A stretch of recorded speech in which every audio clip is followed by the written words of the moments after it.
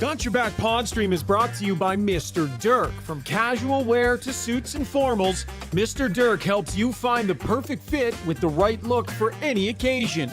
Step up your wardrobe at mrdirk.com.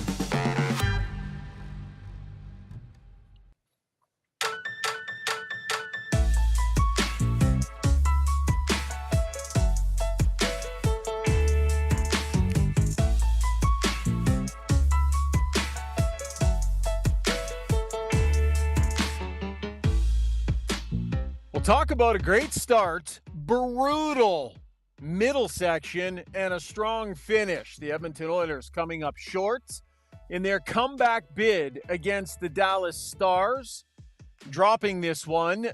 But more importantly, Stuart Skinner exits the game. He will not travel with the team on their road trip tonight. Somebody will be getting recalled from Bakersfield. Goaltender getting bumped yet again with little response. Welcome to Got Your Back, folks. Looking forward to breaking this one down. Jason Strudwick is waiting. Chris Sabunia at the controls. And Rob Brown will be checking in just a little bit. Our show is always brought to you by our fabulous title sponsor, Play Alberta. Why choose them? Well, just ask any hockey fan who loves odds boosts, player props, or same-game parlays, or slots players who love the big jackpots, or lottery players who can grab last-minute tickets on the go. Deposit today. You get a $50 free bet with the code GYB03. at playalberta.ca. I am pulled over safely in my mobile Adrenaline Diesel studio. If you need a part manufactured, replicated, or repaired, Adrenaline Diesel has you covered with their brand new machine shop. Visit adrenalinediesel.ca as we welcome the two stars of Struddy's World every Wednesday from 12 to 1 o'clock here on all our Got Your Back channels. Jason Strudwick and Chris Sabunia. Gentlemen, fine show today. I have to say, for anyone who hasn't heard it, go into the back catalog and grab it, because Struds, Zuby dropped a bomb on Oiler Nation today suggesting a fundamental change that would rock everybody's world. Mid-season too. That's the part that blew me away. Mid-season, looking to change the goal song for the Oilers, Zoobs. Well, they could come out. There's always some tweaks in the presentation going into playoffs, so I would be okay with that. But the poll, the results did not agree with me. More people wanted to keep the current songs. Right. Maybe they don't want to, change in stride either. But yeah, I guess I'm wrong. I love the idea, but you got crushed on your own idea, which, by the way, how does that feel? I wouldn't know. That never happens to me on this show. Yeah, no, the audience always swings Rishaug's way on this podcast, fellas. So, Zuby, welcome to the club on that one. No, but honestly, though, guys, great show today. I thought it was awesome, and highly encourage everybody to go check it out. Lots of great content there outside of just what is going on with the Oilers. You guys like to talk about some other stuff from around the sports world. So nice work today, gents. Struds, you guys are having fun with it. It's a great time. Yeah, it's a great time. And it's been fun with Zoobs and the two guests we have every week. It's good. It's a jam-packed 60, 70 minutes. Yep. And just a reminder, that has its own separate podcast feed. So if you search Struddy's World on your Apple Podcasts or Spotify or whatever, you'll find it. And you can download, and that one will drop right onto your phone. Or if you consume us on YouTube, it's right here on our regular YouTube channel. Okay, enough of the shameless self-promotion. Let's get to breaking down an interesting night for the Oilers, Struds. I am very interested to see where you come out on this goaltending stuff. They continue to get bumped and smashed around in the crease. Some really fascinating post-game comments from Corey Perry tonight. So let's get to breaking it down, courtesy our friends at the Alberta Ram Dealers. The 2025 Ram 1500 is Motor Trend's Truck of the Year. Visit your Alberta Ram dealer to get into this award-winning truck at a competitive price. Capable, stylish, powerful Ram. Okay, so we'll get to the goaltending and Perry's comments in a couple of minutes, because I do want to talk a little bit bigger picture about this game, Struds. I thought it was really disappointing for this group, the way that game went, because I thought they showed up with, a ton of get up and go. I thought they looked good early. And when that first goal went in, I went, I mean, it was a self-inflicted wound, a couple of them. But I thought the Oilers brought the right stuff tonight. What did you think? They were fast. They played really well that first period, and other stretch as well. But the first period, I thought they were really good. And I was watching. I was thinking, this is going to be tight. Like they got to keep this thing tight. They can't make any mistakes. And then the first goal, although people want to pile on too, it wasn't on him. I can't remember that one guy. Whoever says it, never trust a forward. And Ekholm trusted the forward, and he got burned, dusted for it, right? And that's that moment. In that moment, it cannot happen, right? Because it's just so tight, especially missing your two big guys. So good first period, but one mistake. I believe it definitely changed the complexion of this game. Okay, here's what I want to do. I want to go through and break down the mistakes in each of these goals, and then we'll get to the goaltending stuff. There was a nice comeback at the end, and I'm sure we'll deal with that too. A lot of people were pointing at Evan Bouchard on that play. Like, look, the guy made a nice play. Bouchard kind of was in and around the area of his man, so he's clearly not the primary mistake. The one thing I'll say about him is I didn't love, I mean, he can maybe turn around and hustle back to the net a little bit. He started just turn around and which I didn't love, but he's not the primary mistake there. You got Ekholm on the pinch. Now, is it Perry not recognizing the middle of the ice? He veered to the wrong direction, but then you got Derek Ryan changing as well. So what's the greater evil there, Struds? Well, it's one or both of the forwards, right? And these are two veteran guys, and they know. You could tell they knew, and the way Ekholm was looking back up ice, like what just happened there. There's trust, right? And that's the challenge of the D. You have to trust that the forward's going to do their job and pick up their guy. Now, I don't know if there's any communication there, like pointing, but Ekholm was playing it like that late guy's going to get picked up. And if you see the late guy who ends up scoring the goal, he's beside the Oilers forwards in that moment, and he beats them all up the ice. One changes.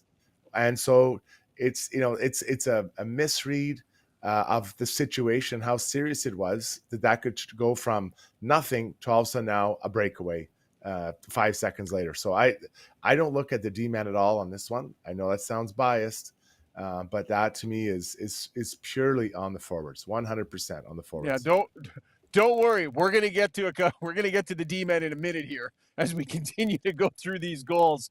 But you talk about it being a veteran player in Corey Perry. He gets it.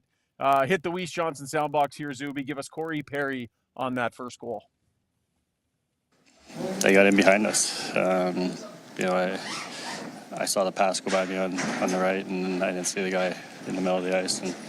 And they're, like I said, they know how to strike and strike quick, and they play off the rush, and they're one of the best off of it. So you have to be aware every time you're on the ice.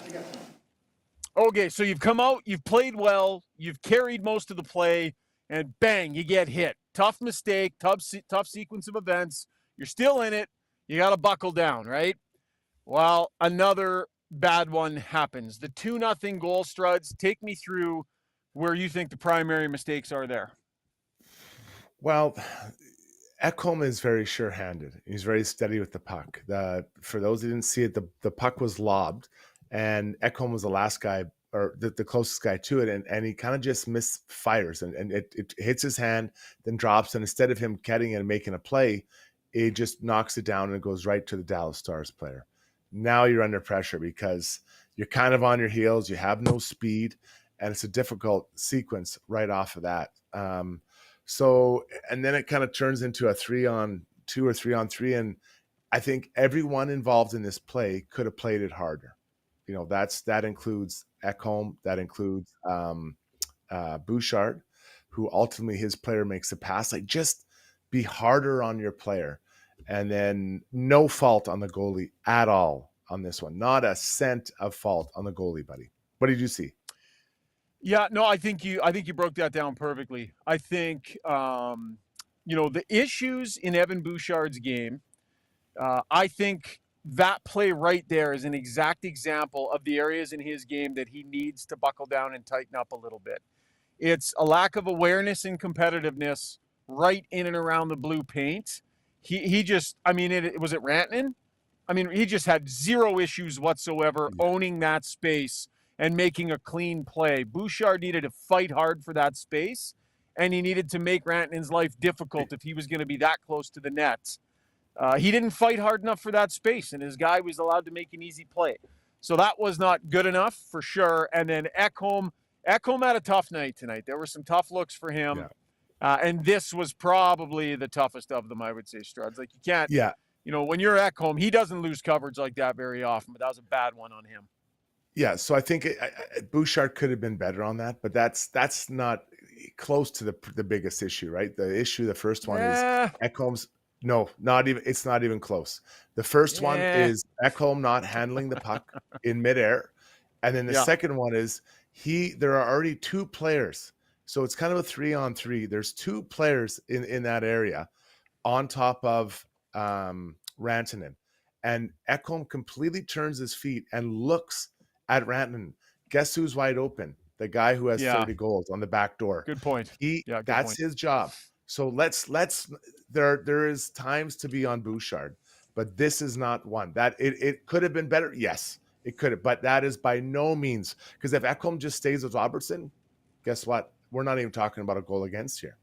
So and I want to interject this whole idea. Today on Struddy's World, I think I said it to you. I definitely said it to Zuby that the Oilers D have to have a really good night tonight. And they had some moments of breakdown. And this is what I was talking about, because the offensive firepower on that group in that top 9 is sick. 16 goals now is the lowest, I think, and then the highest is 32 on Robbie Robertson. Yeah. So yeah. Okay. 3. We'll agree to slightly disagree on that one. But fair enough. We move on. No, it's okay. Hey man. Okay. Anyway, points made. We'll move on to the third goal. 2-on-1 there. I don't love that shot going in that way. I know it's a 2-on-1 and it's a tough pinch. I get it. Lots of mistakes happen ahead of time, but I don't love that goal going in. Do you? So I don't like the goal going in, but let's go right off the face-off or right off the initial play. Ekholm gets it and gives it to Nurse. It looks to me like Darnell is trying to shoot it for a tip, but instead of it being, a short side tip, it doesn't connect, but now that puck rims around. So Darnell's already in a bad position because he's creeping down the wall. Well, now Ekholm thinks he can get to that puck, but you have to, in your mind, you have to kind of keep a running clock. Like, where are we at? Where's the penalty at? Are we almost done? And it's Robbie Robertson again coming out of the penalty box. So a misread of a situation, and Darnell gets back there, and then the goalie doesn't bail them out. That's a bad goal. There's no arguing that that's a bad goal that goes in, but the missed shot by Nurse, understanding where it's at, and then Ekholm's pinch. Those are two plays that two veteran D men can't make in that specific situation, but it's a bad goal against. No disagreement there. Is it a defenseman's responsibility to shoulder check and make sure he's got forward support before he makes that super deep aggressive pinch? Well, you don't have to shoulder check. You look up. Everyone thought Nurse was going to shoot the puck on net. He misses, and again, I think he was shooting short side chip. So you just look up and you see all your forwards by the net. I don't pinch, right? The only way it goes if it's 127% chance you're going to get that puck, right? That's just right. It's just you look up. There's no shoulder. You just look up. Oh, they're all by the net. I can't pinch there unless I'm getting it for sure, because like again, you in your mind. That's a hard thing for a D-man. You have to. That's what makes us so smart. We have to have a running count of where things are at, and who's coming out of the box. When are they coming out of the box? And because if it's 5-on-4, maybe you take that chance. But 5-on-5 because he just came out. That's one you can't make, Shogger. Yep. No, fair enough. That was a tough one there. Hard to trust those D-men, hey, Struddy. 4-0 goal. What'd you make of the call on Darnell Nurse? Like, Buddy touched the puck for sure, but he. Yeah. I don't mind that hit. That's a good player. You got a chance to put a good shot on him. A little questionable kind of from behind. I don't love those hits from behind, so I'm kind of talking out of both sides of my mouth. Maybe need to be a little bit more certain, but it wasn't obvious either. What'd you think of that call that gets him down 5-on-3? That's okay. If it's 5-on-5 and you make that call, I'm like, okay, I can kind of see it. But 5-on-4 and you make that call right there, I have a hard time swallowing that one. So you believe in game management by referees then? I do. Yeah, if it's a 50-50, Me I too. always do. Me too. I I 100% I me do. too. People don't want to hear that. Oh, they have a referee manage the game. Yeah, that's what they do. That's Because they're trying exactly to what keep they a do. lid on things getting out of control. And I don't want to get into that argument with the listeners right now, but Yeah. I'll save it for another day. But yeah, and then the goal itself. I mean, it's a 5-on-3. These guys have got so much skill. And that Harley is an absolute stud. They've got 2 absolute studs there. Absolute studs. Some of their other D aren't incredible. Those guys are 2 absolute studs. Yeah. Okay, let's get to this goaltending situation. Oilers are down by a pile, and then it's just open season in the crease on the Oilers. Now, you and I have not talked. I do not know where your head is at on this. Mm-hmm. I'm just going to drop my opinion, and you do what you want with it. This is becoming a problem for the Oilers. They haven't done a good enough job of this all season long for the most part. I think that far too often Oiler netminders are allowed to be bumped, jostled, messed with, mucked around with, and too many guys on this team feel like it's just not their job. Not my job, not my job. I think there's this not my job thing running rampant through this lineup. Corey Perry can only do so much, and I know he was in the middle of it tonight. Some really interesting sound from him. I would never question his willingness to step in and handle business, so it's almost unfortunate it was him tonight. But I think this is a problem on this team, and I think it needs to be addressed. And I think this is an issue of this team not being pushed and pushing itself to be physically competitive enough. And this is one of the ways that a docile team shows itself to be docile, the way this team often is, Struds. So the first one, I thought it was completely an accident. The one where Skinner gets hit. I think he was outside the blue paint. I don't see that as a big issue that it happened, because I think it was incidental contact. Now, when Sam Steele hits him on the penalty kill, it is absolute prison rules in that moment, because like, okay, we gave you a free one, but now we're going to absolutely kill this guy. And that's they were kind of massage. I'm not sure if it was what kind of massage it was they were giving him as he was laying on the ice behind the goalie, but you just start teeing off on him, and anyone comes in that pile, you start teeing off on him as well. That's the time to send the message. What about the one that put Skinner out of the game? Like, I agree with you on the first one. It was kind of like, okay.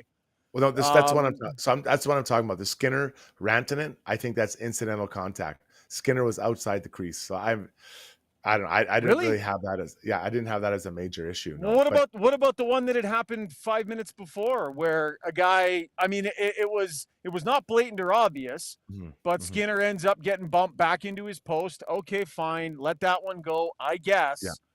The next one, a guy comes through, Struds, and you call it incidental contact. I don't think the guy's careful enough. I think the guy came through the crease. It was his knee caught the goalie in the head, I think.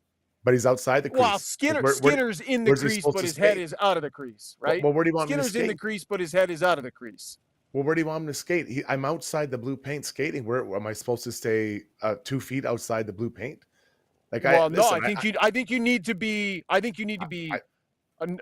aware of where the goaltender is and not drop a knee into his head if possible. I'm skating outside the crease. Where do you want me to go?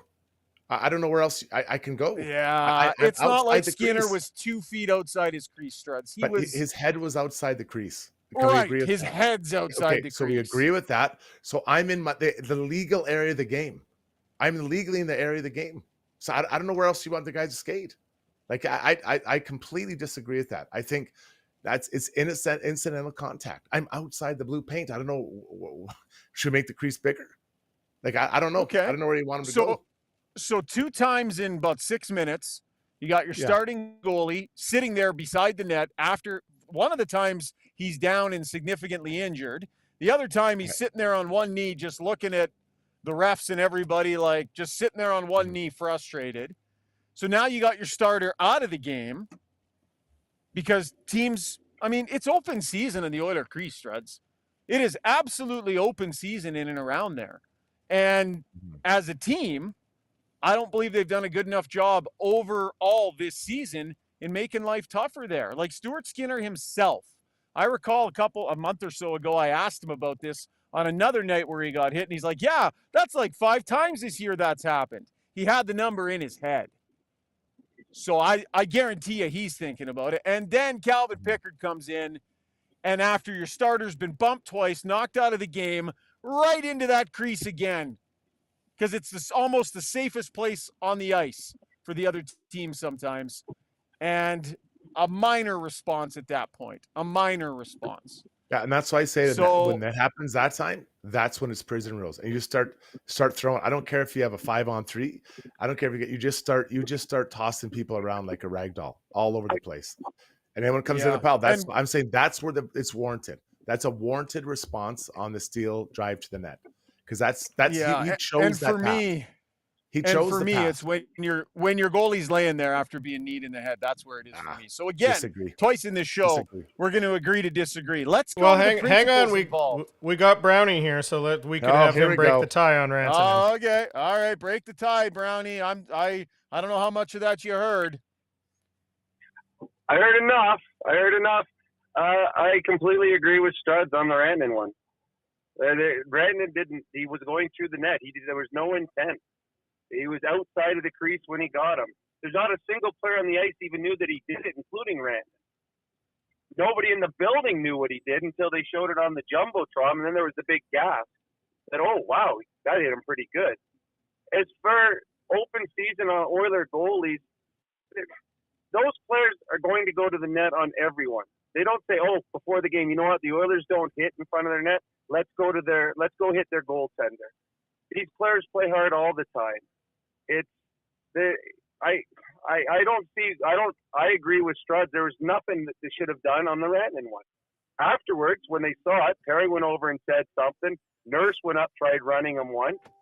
But this isn't 1970s, 1980s hockey. It's not a physical brand anymore. There's not much fighting anymore. There's no intimidation in hockey anymore. And players going to the net, that's a good play driving to the net. I've seen Connor McDavid do it and run into the goalie. I've seen Corey Perry do it time and time again. And his are intentional. And not everyone's jumping and beating up Corey Perry. So the Rantanen one, 100%, there was no response because it was an incidental contact. As for the other one, the Oilers would have had a 5-on-3. Maybe they win the game on the Pickard one if Wallman doesn't push the guy's head into the ice. And what did that do to him? Nothing. So to me, they took a penalty for no reason on that one. Wow. Okay, I love the discrepancy here. Let's go to the Weiss Johnson sound box right now. Struds, you got that read? I do. The Weiss Johnson Soundbox brought to you by our good buddies over there at Weiss Johnson. If it's time for a new furnace, garage heater, or hot water tank, or you're looking to beat the rush on getting a new air conditioner for this summer, act now as a team over at Weiss Johnson are already seeing an increase in requests for air conditioning. Specializing in servicing your existing mechanical systems or installing new ones, visit Weiss Johnson. Weiss Johnson's here for all your home comfort needs. Visit WeissJohnson.com today. Hit it. Weiss Johnson, whoa. All right, let's get to the man, Corey Perry. I had a couple of questions with him about this very topic post-game. When you see Stu take a couple of bumps and then you see Calvin take a couple of bumps, overall, are you comfortable with the way your team is responding to these types of things? No, I was pissed at myself. I didn't see what happened. I was on the ice and when Rantanen hit Skinner, and that's on me. I should never let that happen. I didn't see what happened. I saw Stu go down and everybody just standing around. I didn't see it until afterwards, and I was pretty pissed at myself. I didn't see it. And fair enough, but at the same time, to a degree, it's everybody's responsibility. Do you think you've done a good enough job of this as a group this season when it comes to your goalies? We'll talk about that internally. We will talk about that internally. Guys, I'm telling you, this is an issue with this team. It speaks to a lack of competitiveness, and it speaks to a group of guys who are looking at one another saying, it's not my job. And it's a coaching staff that isn't demanding it, and a group of players that aren't demanding it from themselves. This is a problem, guys. You can get all you want specific about the head in the crease, not in the crease, this, that, each individual. This is a problem with this team, and it's a problem of competitiveness.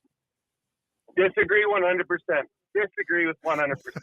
This is a team that's battle-tested. This team battled all the way to Game 7 last year. More or less the same players. I completely disagree with you, 100%.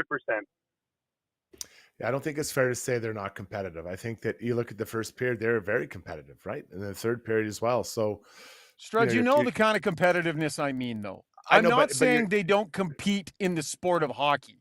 You know what I'm talking about. This is different. But that's a broad stroke you're using there, right? So you got to say maybe their gamesmanship isn't competitive enough. Because saying someone is not competitive, to whatever me, is a word very you broad want, stroke. you know what I mean. So you know what I'm pointing at. If you want to say at times, or I will say what I'm going to say, at times, could they use more gamesmanship? Yes, and being selective when to use it. I think they do a pretty good job tonight on that hit of Skinner. That was not a moment to do it. On the Sam Steele, I'm all for it because you've already had a bump. We gave you a free pass. Let's get you now. So no problem. Outcome of the game doesn't matter to me after that. Okay, good stuff. Interested to hear what people have to say on the stream. Zuby, did we end up doing that with the YouTube poll? We did indeed, yeah. Okay, well, why don't you guys? I'm just getting home, so why don't you guys grab the YouTube poll and grab the relentless player, and then we'll hop in and argue on the other side of the break. You got it. All right, let's get to the YouTube poll. All Brought right. to you by DeBoer's Golf Shop and Fitting Center. Drove by there today. It was hopping. The snow is melting. Golf season will be here soon. 2025 equipment is now fully loaded in the fitting carts. DeBoer's is booking fittings 10 days in advance, so call now to get your spot. Get fit to play your best by the team dedicated to helping you play better golf. Visit them at 5311 99th Street in Edmonton. Zoobs, take us through this. All right, here's where we landed a few options. The question is, as I open it up back up here, how do you feel about the way the Oilers responded to the contact with their goalies tonight? And the options are, what response? The second option is they needed to do something, anything. Third option is I'd rather have the power plays. And the fourth option is the comeback almost made me forget. Yeah, it's a tough. I mean, I think Brownie and I are on the same page here. And unfortunately, the thing we didn't even talk about is the incident that results in Skinner leaving the game, and now he's not going on the road trip. So there's another player that could be out and maybe not in his normal routine of games. Brownie and Pickard could see two more here before the end of the weekend. Yeah, no, that's the part that sucks. And it's funny. I know that Schauger's point was teams take liberties on the Oilers goalies. That's like saying Rantanen went through the blue paint because he knows that there was going to be no repercussions. That's not true. Yeah. I mean, this is Rantanen. Yeah. He wouldn't go. He's not that kind of player. So if all of a sudden the Oilers, every time someone touched their goalie, they would jump you and start punching you. You know what would happen? More teams would bump the goalie. Oh yeah, I'm going to bump the goalie. I'm going to get that guy kicked out. I'm going to get a power play that way. So to me, I think it sucks what happened to Skinner, and that was incidental. It was completely incidental. To me, there's so many great things to talk about in this hockey game, and those last two choices on the poll.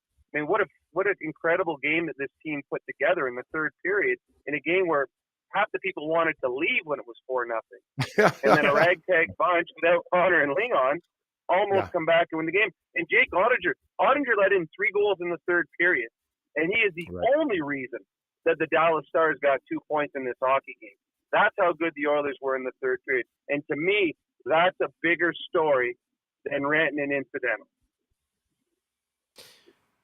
Yeah, well, Struddy, Noodles was saying something about Skinner about how to him he ends up on his butt too much. And there used to be lots of talk about Luongo was a guy who ended up on his stomach too much. Yeah. And but to me, that was Skinner was down. It was kind of an unusual, and I'll have to watch it again. But Skinner's down on his stomach with his head and shoulders out of the crease when Rantanen bumps into him. So I agree that it was unfortunate, and certainly, and someone just asked me on the stream, would you want to see a response from your teammate in those kind of situations?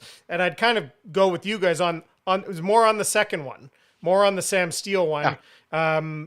And it can be kind of an accumulation. They already took one shot, whether it was intentional or not.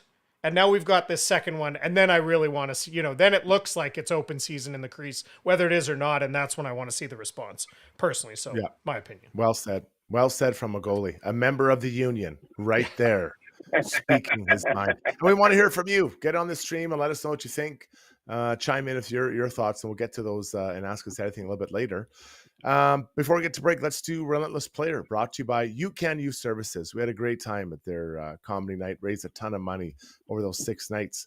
Are you looking to hire entry-level staff for your company? You Can Use Services trains youth in pre-employment skills to help get them ready, willing, and able to join your team. Check out www.youcan.ca for more information. And quite a few we can take out of this game, Brownie, but I'm going with Sir Robbie Robertson. He gets a natural hat trick, and that guy it's beautiful. Beautiful watching him shoot the puck. Like it is so beautiful the way that he shoots. I didn't love the third goal, not his third goal, but the third goal. But he's a beautiful player to watch shoot the puck, buddy. He is, and he had a slow start to the year this year, and now he's on pace. He's probably going to score 40 goals. And I know that a lot of people aren't going to like the goal that went between the legs of Skinner on that 2-on-1, but to me, that's just a great shot. That's where he was aiming. He was putting that puck exactly in that spot. He tried doing a little later from the other side, and Skinner was able to hold on. When you go 5-hole, if you hit your spot 5-hole, the goalie can't stop it. He can't. If you miss 5-hole, you look stupid because you shot it at the goalie's pads, and your bench is like, what were you doing?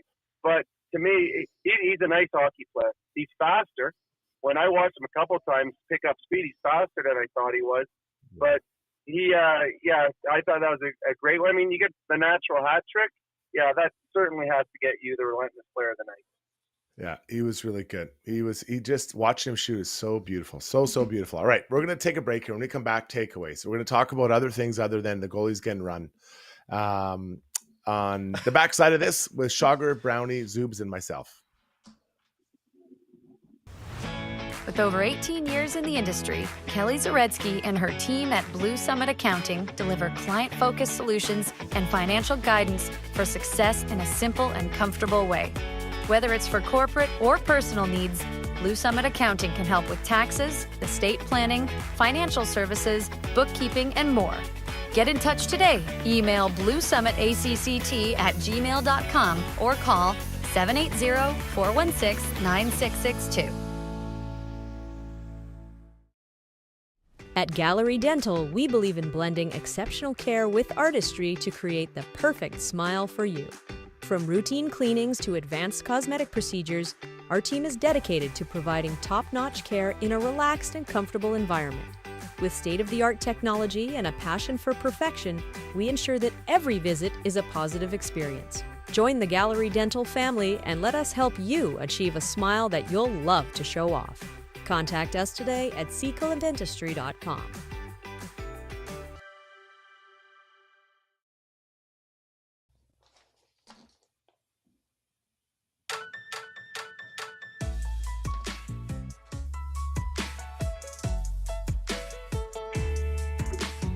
All right, welcome back to the show. Time now for takeaways brought to you by Horizon Ag and Turf. Your tractor deserves a sidekick. From buckets to mowers, pallet forks to tillers, transform your tractor to get the job done smarter and faster with Frontier attachments designed to turn your everyday machine into a multitasking workhorse. Like Struds, a multitasking workhorse. Find the right attachments today at Horizon Ag and Turf, your local John Deere dealer. All right, boys. I am back. How did it go while I was away? Did everybody find their sanity and change their minds, Struds? Yeah, we talked behind your back. If that's what you're asking, we did. Yeah, but as I would expect. I can't leave for 2 minutes. Now I get sewered on my own show. It was a great debate. Interested to see what the results of the poll will be there. Okay, let's talk about a couple of other elements of the game here. So, Brownie, we talked about a really good start, which the Oilers brought a lot of good elements to the game, carried play a lot. Struds and I really broke down the goals in great detail. So maybe let's push ahead to the comeback.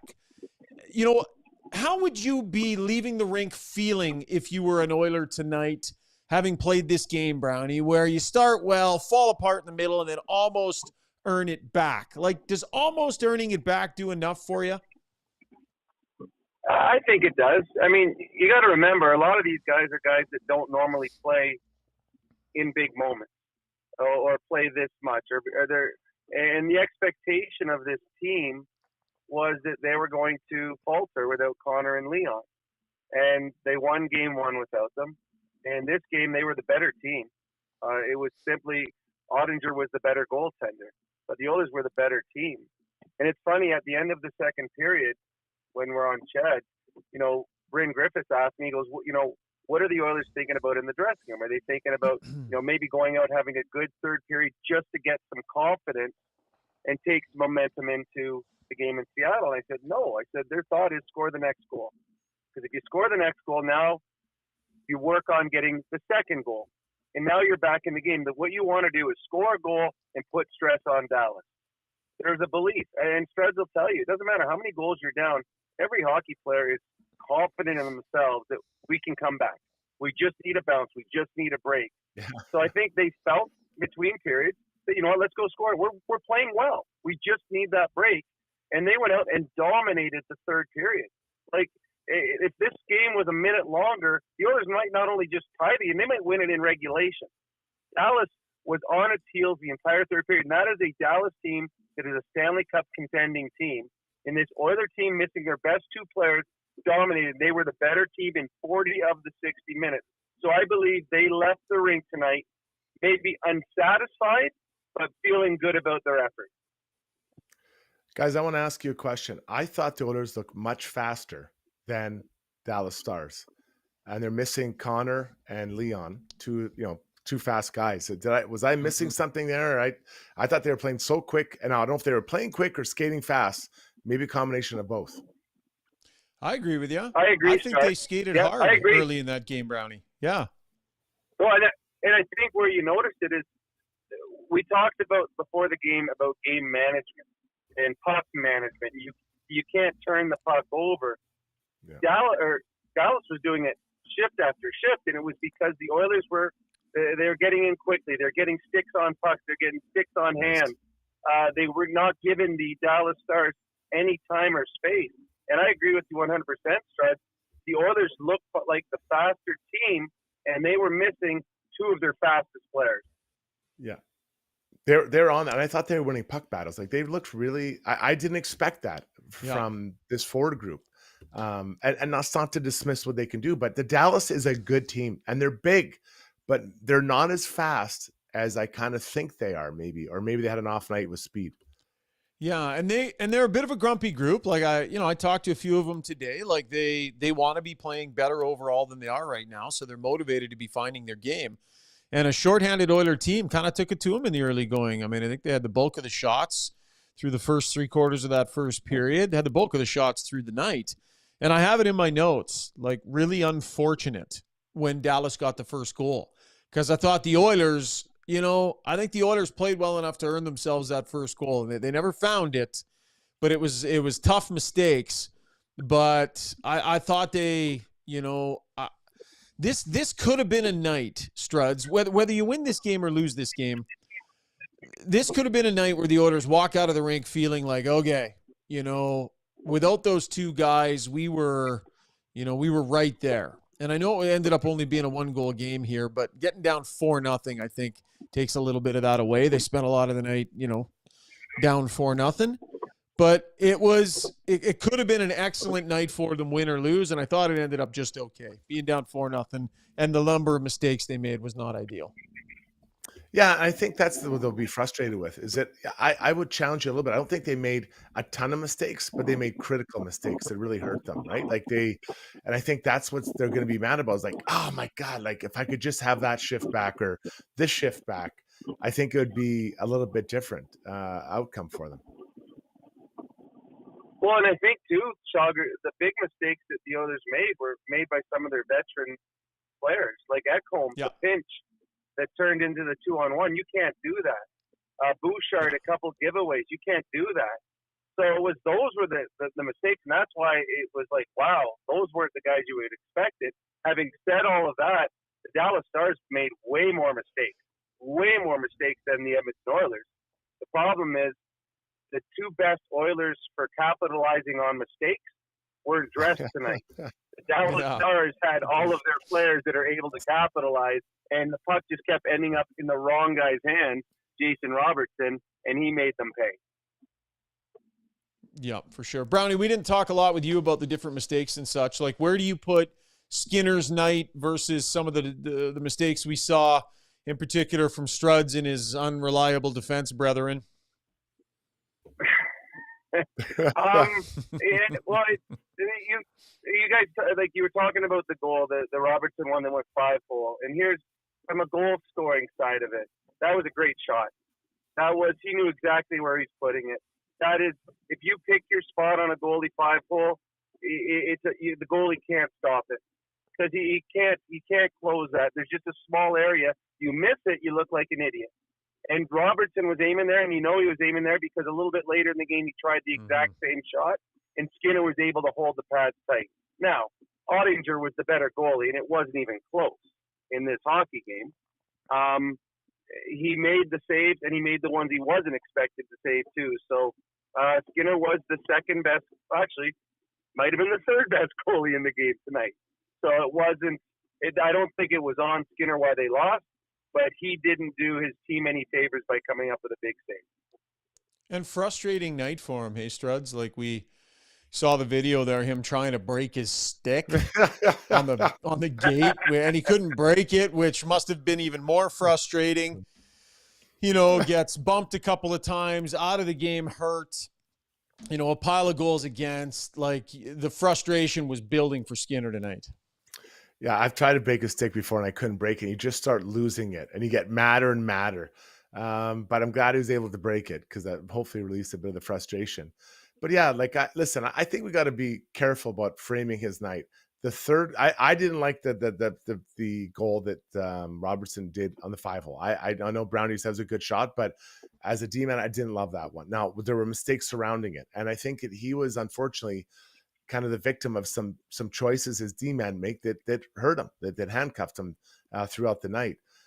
So I think if he reviewed the goals, he realized he maybe wasn't as bad as it looked on the stat sheet. Yeah, I think that's probably fair. So they're going to have to recall somebody. Knobloch said they would be able to get somebody up in time for the game tomorrow against the Seattle Kraken. That's an 8 o'clock start. How about that 8:22 start tonight? Oh, my God. That one. It's awful. Here we are at 12:15, just in the first half of our podcast. It was a late one tonight. All right. Anything else you want to hit on, Struds? Anything else standing out there? No, those are probably my highlights. I think the goals against were the ones that, I think they're self-inflicted. And I talked about this morning, like you can't have that. The D had to be solid and impressed by Dallas, but not impressed with their speed. That's kind of my nutshell. Brownie? Speechless. Rob is speechless right now. Brownie, you there? Yeah, I'm there. I just went from reverse to drive, and I was in mute, and I couldn't find the mute button. Okay. Be careful. I echo everything Jason just said there because everything was 100% right.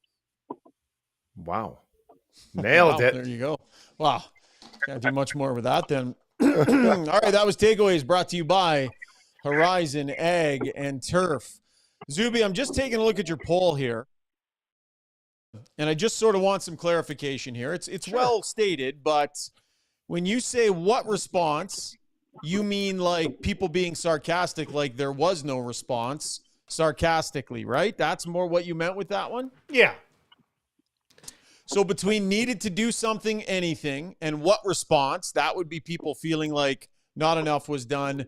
Then I'd rather have the power plays and comeback almost made me forget would be the other side of the ledger. Is that fair? I would concur with that. Okay, just making sure, because when we go over the results at some random time later in the show, I just want to make sure everybody knows exactly what they are voting for. As we go to break, guys, Zuby, you got that screenshot ready? Yes, I do. So as we go to break, guys, I just want to leave you with this. This is what it looks like when anybody messes with Andrei Vasilevsky in Tampa. Knocked over in his crease, this 2 seconds later. Just going to put this there and just leave it there for you to ponder as we head to break. Plenty still ahead here on Got Your Back. It's not the last word. There's going to be lots more words on this. I'm not taking the last word, but take a look at that, would you?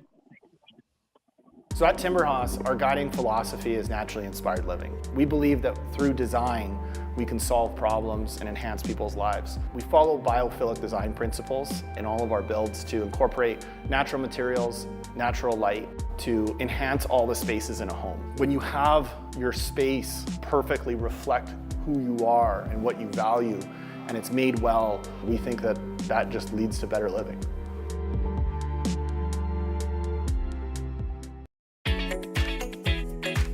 Ready to go all in this season? Mr. Dirk's got you covered with express on-site tailoring, a wide selection of craftsman-made suits, sport coats, and casual staples for every occasion. Score big with Mr. Dirk. We've always got your back. Visit us off White Ave, south of 102nd Street, or browse online at mrdirk.com.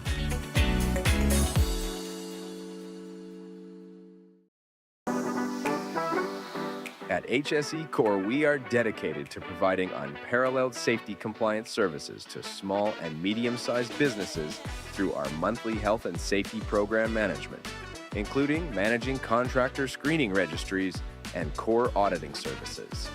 Let HSE Core Services help you maintain a safe workplace for you and your valued employees. Visit us at hsecore.com.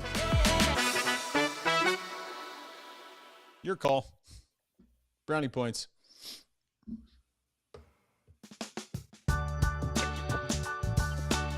Jeff McDonald says the Oilers could threaten the players' families and it wouldn't be enough of a response for Shoggy. I wouldn't take it that far, bud, but I figured Struds and Brownie would like that comment. Time now for Brownie Points, everybody's favorite segment, brought to you by Hamel's Premium Jerky. If you're looking for a delicious way to support your team, club, or cause, Hamel's Premium Jerky offering an easy and profitable fundraising opportunity. Support your club and support Canada with this Canadian-owned business. Raise funds with a high-quality product that everybody loves. Contact him at albertajerky.com. Brownie?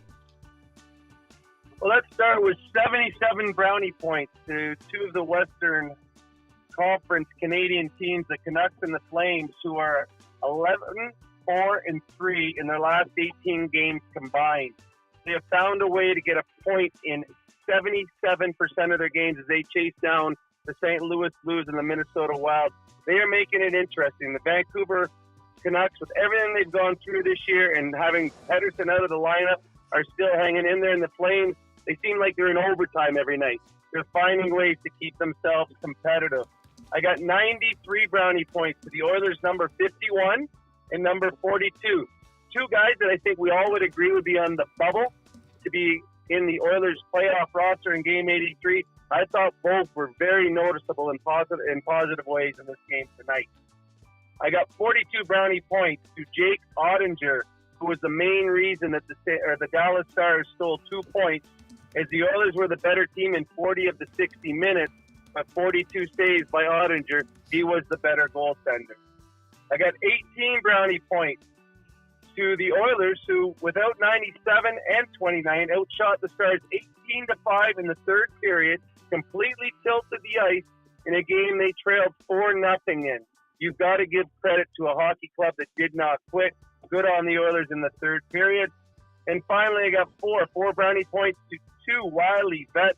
Without 97 and 29, the Oilers needed some veterans to step up. I thought both Adam Henrique and Corey Perry did tonight. They combined for 2 power play goals and 4 points in the third period. Again, Henrique's making noise about being on a power play come playoff time, and Corey Perry's making noises. You can't take me out of the lineup. I seem to score big goals whenever I play. And those, my friends, are tonight's brownie points. Love it. Nailed Good it. stuff. Of the guys who should be recognizing this as an opportunity to play for their playoff lives, guys, and there's a few, because the Oilers are getting reinforcements and they're going to run out of room. Who do you think is making a case for themselves to potentially be in the lineup that we might not have thought?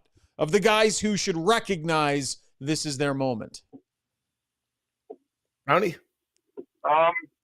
To me, I thought Kapanen was noticeable tonight. He was flying, like literally, like he was going end to end. To me, he would be really, really on the bubble, but he was noticed. I thought he played good in this game, and I know that Rishaug, you wanted Emberson in this game, but I thought Stetcher again played another good game. Like in a game against the Dallas Stars, the big mistakes were made by Ekholm and Bouchard. Stetcher had a nice, clean hockey game. So I understand what Strud says when he talks about he's not big enough in playoffs. And I understand Emerson might give you more of a physicality. But to me, Troy Stetcher, he just impresses. And he's a guy that's making a case to be around for Game 83. I'm going to go with Skinner, the skater. I think he's driving, he's skating, he's drawing penalties. Like he's noticeable, and not unlike some other players, but he really, to me, he's changing my mind on whether he should be in this playoff starting lineup, and I think he is trending in that direction. Now, he hasn't got a lot of support from the coach as far as agreeing with what I'm saying, but so I don't think he will be. But I am trending in that direction, very much so right now. All right. Okay, that was Brownie Points brought to you by Hamel's Premium Jerky. Time now for the big guy to step into the spotlight in the segment you know you love as Struddy's World. Roll it, Zuby. Roll it. Roll it. When you make a mistake, heads should roll. It's not right. And I'm here. Someone has to put their foot down. Now that I say it out loud, it does sound a little crazy. Gotta look good.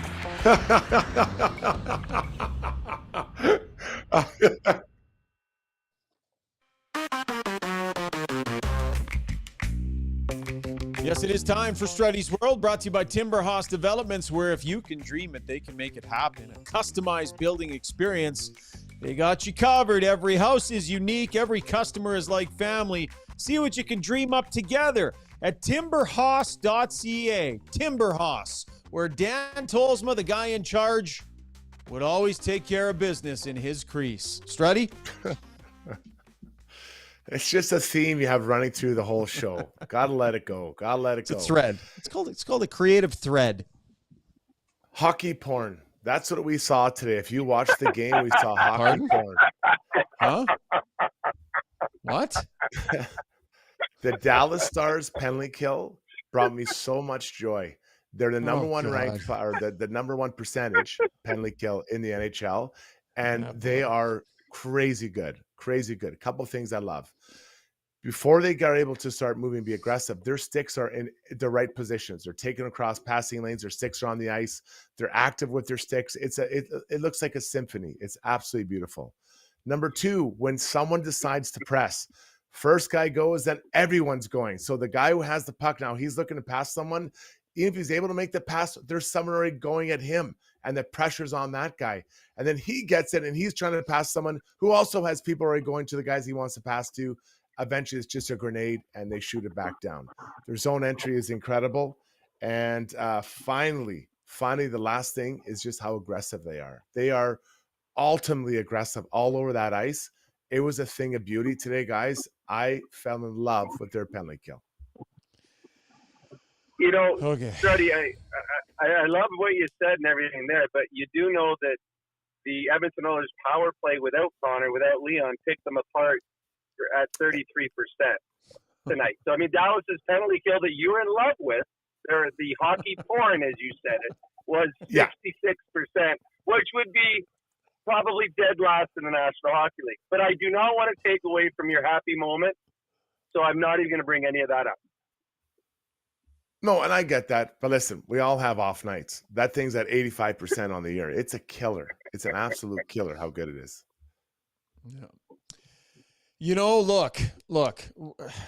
If you want to have a big, lovable defensive defenseman on the show, every once in a while you're going to get a segment about a penalty kill turning his crank, and that's what we got here tonight. So this was uniquely Struddy tonight, Brownie, in Struddy's World.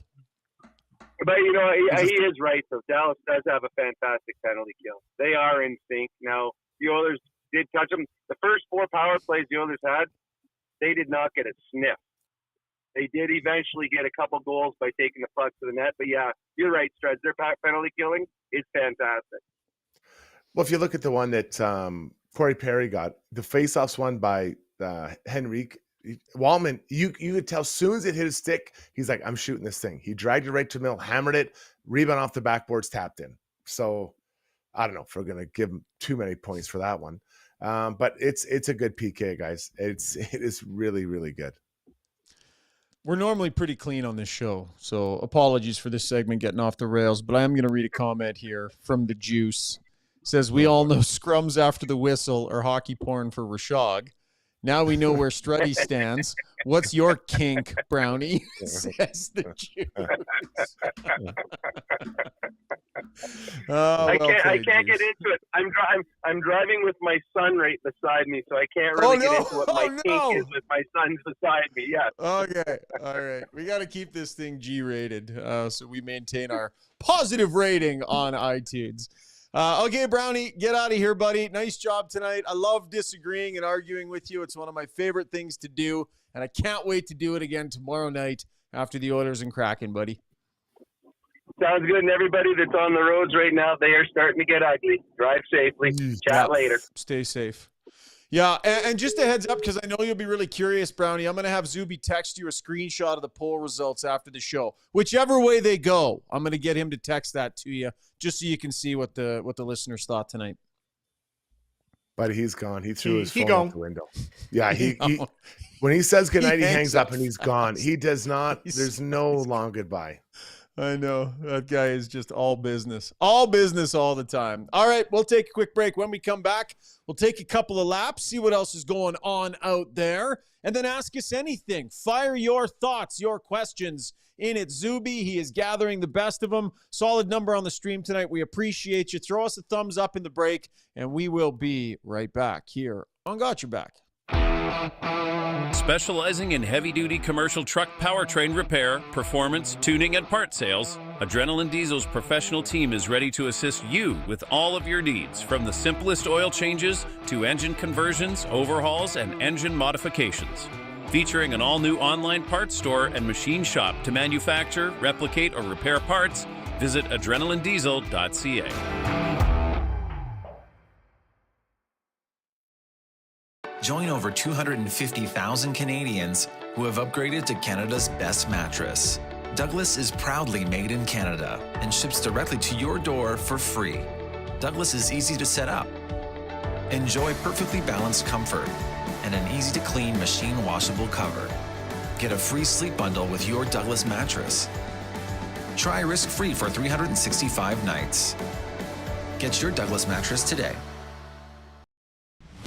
For over 60 years, Belvedere Golf and Country Club has delivered a high-quality membership experience to Edmonton and area. And now it's even better. Drainage and irrigation improvements in 2024 have taken course conditions to a new level. This commitment to long-term sustainability means exceptional playing conditions all season long.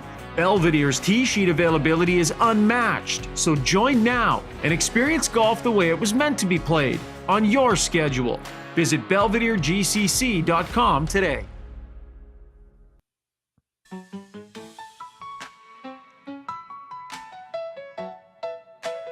All right, time to take a couple of laps, brought to you by Acon. If you're a skilled tradesperson or construction professional and you're looking for work, well, guess what? They got jobs, and they're looking for skilled tradespeople and construction pros to join the Acon team. So get your resume together, send it in. The email address is trades@acon.com. Think about the career that could be sitting there waiting for you. Trades@acon.com is the email address. Building what matters today. Join that Acon team. Okay, Struddy, what's going on out there, buddy? What do you want to talk about?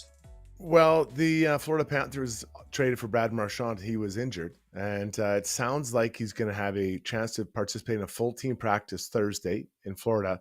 And if that goes well, he'll be in the lineup for the game Friday against Utah. So they got a guy they're kind of waiting. So Christmas may come for Florida Panthers on Friday. Yeah, they've lost. Did they play tonight? I think they'd lost 3 of 5 coming into tonight. They play on the 28th, so they play tomorrow night. So, had lost 3 of their last 5 games. So definitely he will be a welcome addition. Kind of impact you think he can have there, Struds? What's reasonable, you think? He's fits their mentality, like playing hard, being aggressive, getting in your face. And I think the thing there, he doesn't have to be the guy. What has he got? I think he had 21 goals this year, 21. I was looking at today. But they've got other guys that can really score. So he can be a support player. And I think in that he's going to flourish. So let's see how it looks when he hits the ground running and how he feels. 21 goals, 26 assists, 47 points, -8 in his 61 games. I wonder, you look at playing him with Bennett. Can he play at that point in the lineup, you think? I think they have time to figure it out and look him around, because that would be a very hard line to play against. As he gets around the ice with Bennett, maybe a little bit more speed on the other side. I'd like to see it. I know some people want to see Tkachuk, Bennett, and Marchand all on a line. I'm like, oof, that'd be a hard line to play against. But you've got time, so let's assume he plays Friday. Let's call it 10, 11 games left, whatever it is. That's a long time to kind of wheel him through the lineup and see what fits right. Right on. All right, what's next? Second, I don't know who to credit this to. First thing I saw was from David Staples, that he had found in a German publication that the Oilers are looking at or have signed a player out of the German league, 23-year-old, kind of a unique position. I think his dad played there and maybe found love there, and then had his son. The son's name is Josh Samur. I got it wrong. Szymanski. Sorry, Josh Szymanski. Yep. And he was a pretty good player in that league, a 23, bigger guy. So it sounds like it's either done or heading in the direction Oilers will sign this guy. Now, he's a European free agent. I think this is, whether he becomes a stud or not, they need to look and farm in different places because they don't have many draft picks. Europe, to me, and college are 2 places that Stan Bowman is familiar with, and he needs to be finding players to replenish his system. Yeah, my understanding is the trajectory for this player would be American Hockey League for at least a year, and then kind of seeing where it goes from there.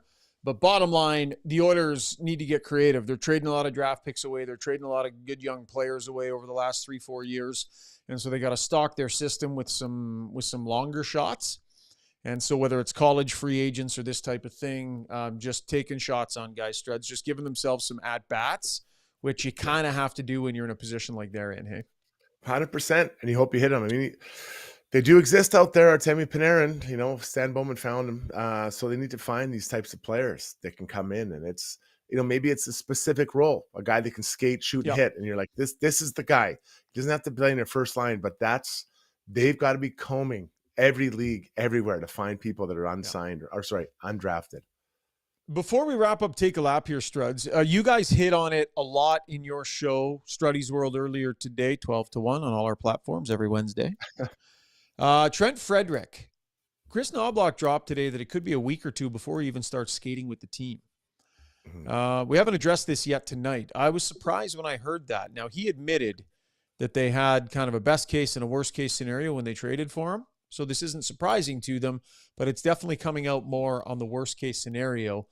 This potentially has an effect on his ability to find his footing before the most important time of the year, Struds. So the wording was what shocked me. 1 to 2 weeks before he skates or practices with the team. And so 2 weeks today puts him to April 10th, I believe. Their last game is April 16th. So that if everything goes perfectly and he practices and is able to play on the 11th, that's 4 games he has left. 4.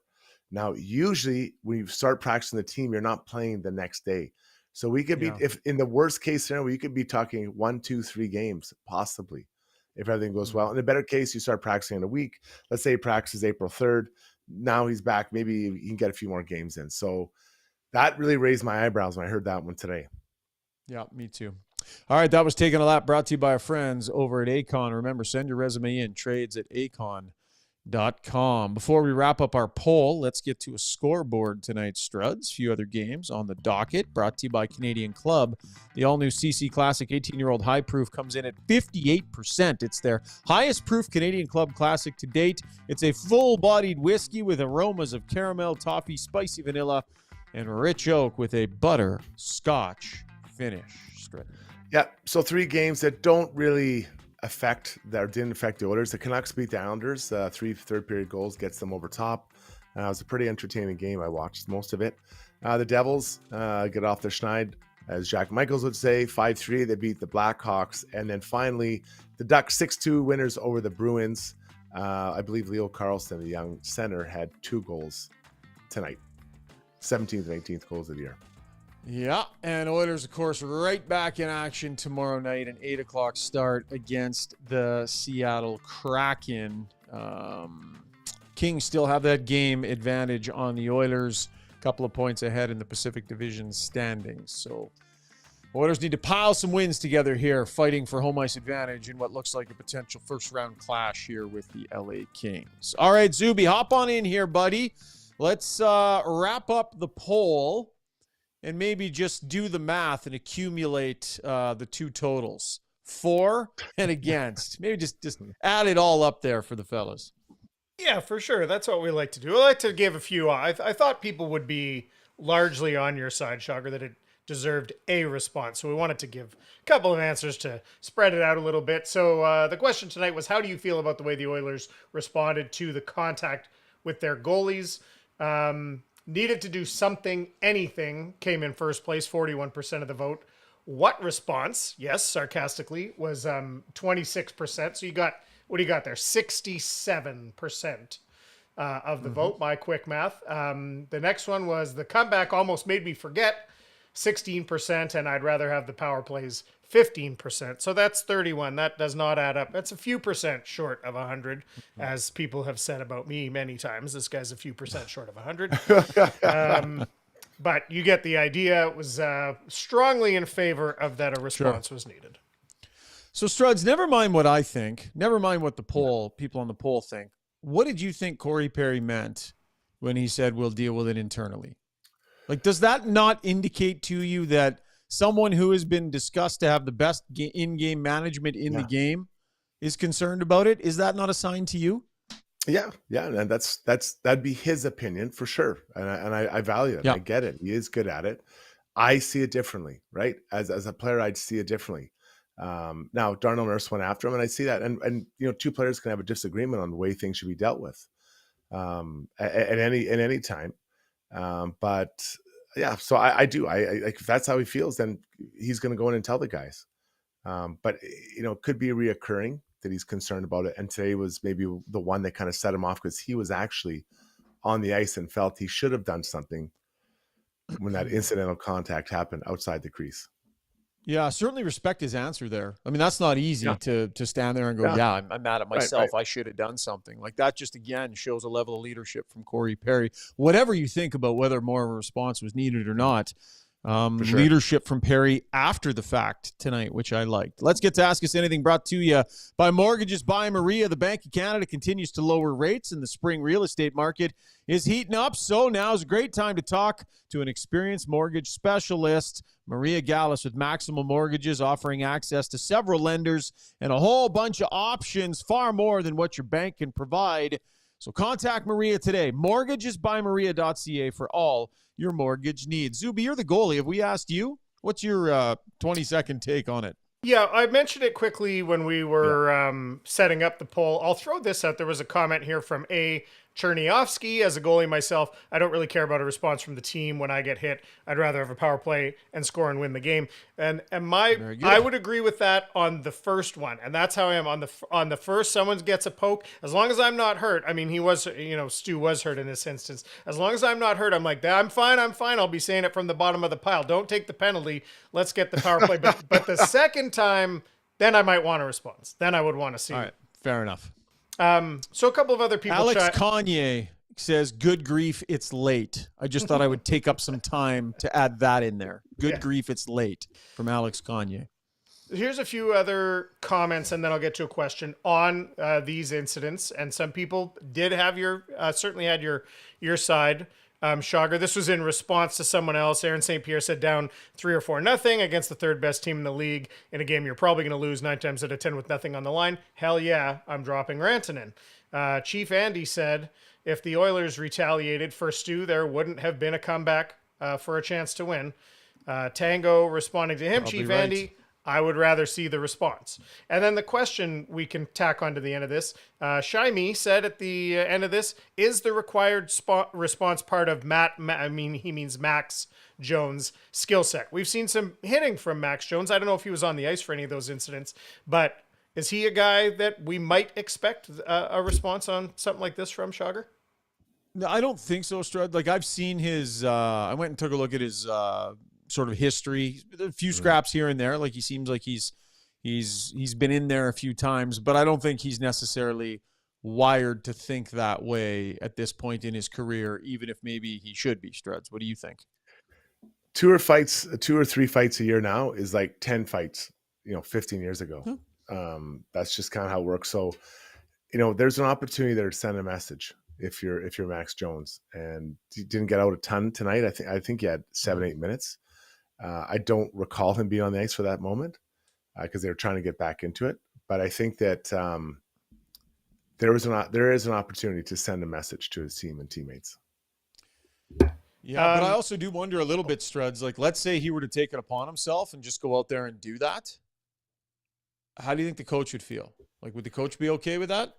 I'm not sure what the messaging would be from this head coach about a guy taking it upon himself to take care of that business. I don't know the answer, but I do wonder about that. We also have to be clear. It's Mikko Rantanen. There's no chance Mikko's fighting. Yeah. He's so big. He's just like, no, the answer was to go bump the other guy. The answer was to go bump the other guy and then take whatever comes at you and send a signal. That's the answer because Rantanen's not fighting. On Stu Skinner, a couple of things here. KD says, heal that concussion and refocus on his play. Somebody else for Oilers kind of came in and said, does Stu need a reset? Call up Rodrigue for a few. He's been above 900 twice in his last 15. That's referring to Stu only twice in his last 15 games. I'm sure he feels the pressure. Is there any chance? I mean, it's just they don't have the depth of goaltending. First of all, is it Rodrigue most likely coming up? And is there any chance they say we're gonna sit Stu for a few games here and give him that reset and let Pickard go and maybe give Rodrigue one start, something like that? Is that even a possibility? Struddy? You're not giving a rookie goalie the Saturday night game in Calgary, and you're probably not giving the game where he comes up and plays. He's going to fly all day tomorrow and get up there. So I just don't. You want to give him a chance, right? I think you want to give a young goalie a chance. So maybe after that we can take a look at it. I'm not a doctor. I felt like his neck was really jarred on that situation. You can see the way he's moving. Yeah. I'm not saying it's not a concussion. I have no idea, but I know my neck was sore just watching how his neck was kind of hit in that situation. So I wonder if there's not something in the neck muscular. Well, and let's not forget, Struds, he got pulled from the last game, and I know they said he was fine, and I'm sure he was fine. But that's not to say that he wouldn't have been a little sore or banged up or bruised or whatever. Sure. So this is twice now in a couple of games where Skinner has had some issues. And so it'll be interesting to see. So you got the Kraken, then you got the Flames Saturday. You can probably easily go with Pickard both of those games. You want Pickard, you want him for the next 3. You got to play him tomorrow night. You got to play him in the Battle of Alberta. You got to play him against Vegas. But if you wanted to give Skinner a solid week and a little bit, you could eyeball that game against the Sharks on the 3rd in San Jose. Yeah. And then at that point, you're in California, easy to return a goalie there. And then maybe you get Skinner back in for that game against the Kings. So if you wanted to give Skinner a reset, some rest, and if he did need a little extra time, it's no big deal to play Pickard 3 in a row. So you could eyeball that San Jose game would be my thought. I like it. Noel Rinsky pointed out, and he later amended this. I'm not sure you guys will know, but he says Oilers power play is 5 of 10 without the duo. I think he amended it to say it's actually 6 of 10, and they have a 6-on-5 goal. So I'm not sure if that's accurate or not, but obviously they're not going to change the personnel when those guys are that, but are they seeing anything what the power play is doing right now? That probably forced simplification. Hey guys, hey Struds, like just a forced level of simplification that's kind of effective. Also, I think it's really unpredictable for the other teams because coaches are trying to get, video of what's going on. And they're like, well, they usually have these two guys, and now we have these two. We have no idea what they're doing. But they're going back to the New Jersey Devils for a pre-scout on Henrique. Yeah, right. Yeah. But yeah, so that's a good point too. The personnel, not just their plays, but you can see on their zone entries, they're trying to get it. They Bouchard brings it up, throws it back, and then whoever gets it crosses over with the other guy behind him. He kind of comes behind. That's the play. And I like that. I like that play, although it doesn't always work. But I do like it. Then in zone, I don't think there really are any set plays that I've noticed. Just get it to the net, right? So there's no special way of killing that. Just a traditional way, I guess. But Dallas Scarlett says, Oilers' current power play strategy. If we don't know, they won't know. Yeah. It's true. I'd give them a little bit more credit than that, Dallas, but funny comment. They're trying to figure it on the way. Yeah. And Noel Rinsky did correct. It was 5 of 11, not 5 of 10 or 6 of 10. 5 of 11. Oh, he was way off. Yeah, still good. Okay, Paulie asked us, so we expect the Oil to just turn the switch on and play a demanding game around the net, command that ice. The team hasn't done that all this year. How plausible is that open season is right? So Paulie, expanding on, your concerns, Shogger, and that not expecting it to change just because it's game 83. Is that the ongoing concern for you, is how it's going to extend into the playoffs? Well, a little bit, yeah. Like, I just think that if it's not something that is expected of you, and if as a team you don't view it as a tool that you can use to pull yourself out of slumps and doldrums, like, when you're having a tough game, when things aren't going your way, if you're not wired to think this is one way that we can dig in, I think you're missing a tool that good teams need to have. So yeah, I do have a concern that it's not something that's required consistently enough through the regular season. And maybe I'm wrong. Maybe they'll be able to snap their fingers and do it once the playoffs start and own the space around their nets and make life hard on the other team's best players consistently through a 7-game series, where maybe in one-off games here they wouldn't. So maybe I'll be wrong about this whole thing, Struds. But yes, that would be an accurate assessment of my ongoing concern, Struds.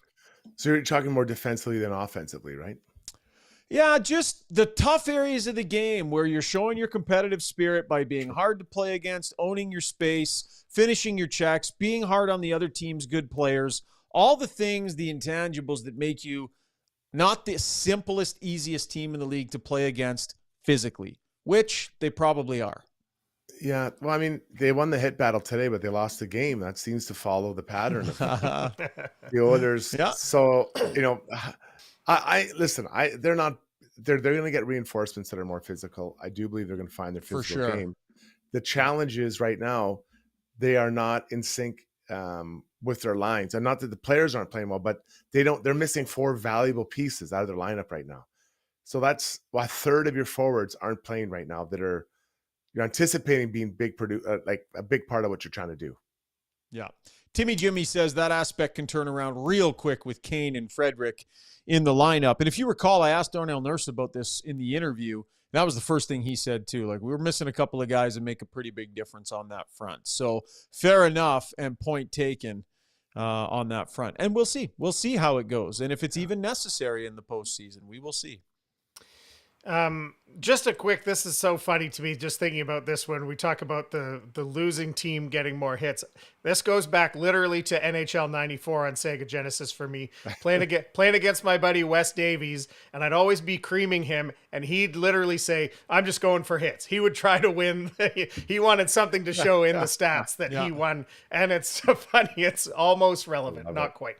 Okay, Dallas Scarlett says, does it make any sense to bring up Noah Philp or Savoie to give them another look as the Oilers have these injury issues, or is this strictly tryout time for the current roster for playoffs? Would bringing more guys up just muddle things more, Shogger? Yeah, I think he nailed that with the last portion of that. This is tryout time for the current roster for playoffs. They've got guys that are realistically going to have a chance to play for them in the playoffs, that are competing for those minutes, trying to leave an impression with the coaching staff. And I think you need to give those guys these minutes, Strud. So I agree with the way they're handling this outside of Ty Emberson. Because the problem, you don't want to have guys sitting, right? You want to try to have everyone playing as much as possible to try to get into it, especially with these 4 people missing. I am going to predict that Ty Emberson plays tomorrow night and that he plays the next 5 games in a row. I'm going to make that prediction. I think that's what they should do, and I think it's what they will, but we'll see.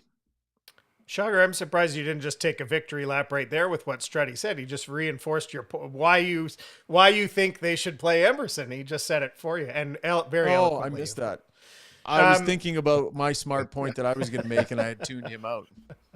Okay, last one here, because this is kind of fun. Matt Blom, the Bloomer. He's got a great non-hockey question.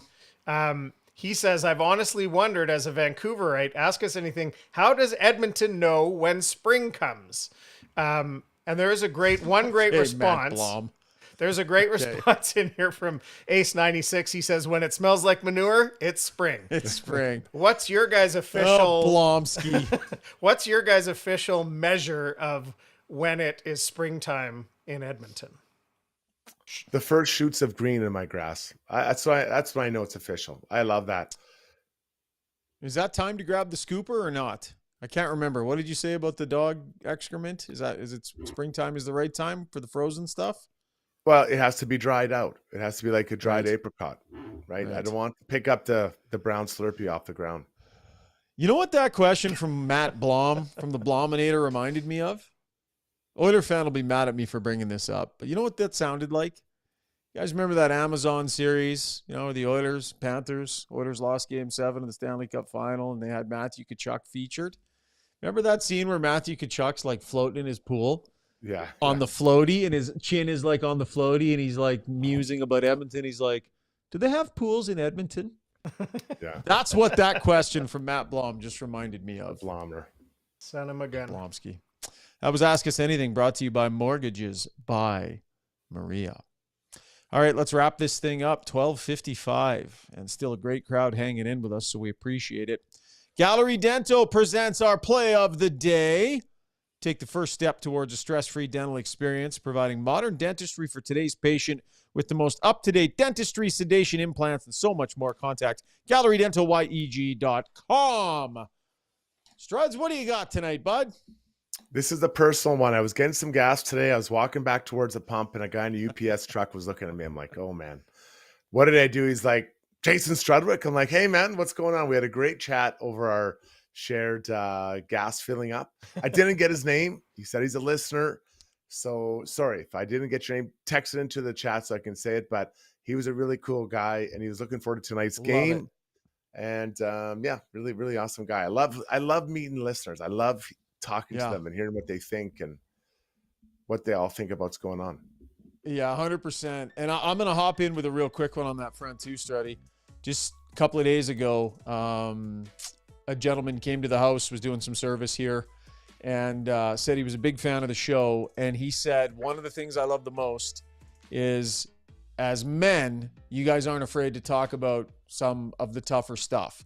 He pointed out a couple times on the show where we've talked a little bit about mental health and men's mental health. And, we've kind of been open books on that front. And he said that he loved hearing that on our show, that it helped him. He had a friend that was going through a really tough time, and he was able to be there for his buddy. They opened up, they talked to each other. So he pointed that out to me, and I absolutely love that. And I wanted to make sure I mentioned that. So perfect opportunity to throw in a supplementary play of the day. Love it, buddy. Good stuff. Yeah, good times, boys. Talk to you guys in less than 24 hours. Another 8 o'clock game. That'll be 3 pods in 36 hours for us. So I feel like maybe we're overdoing it. You think people are sick of us yet? Saturday's another 8 o'clock game as well, just in case anyone's counting at home. Goodness sakes. Gary Bettman. Well, it's a good thing we get along so well and agree on everything, Struds. It's a damn good thing, buddy. I love it. Rest up. Rest up for tomorrow. All right. Zuby, you were a champ tonight. Nice work, my friend. Look forward to chatting tomorrow night after the game. And thanks to all of you. We know you'll be back. We know you'll be back tomorrow night because you keep coming back. We see all the same names. Everybody hops in. We love this little community we've built. So let's do it after the Oilers and Kraken tomorrow night. Talk soon.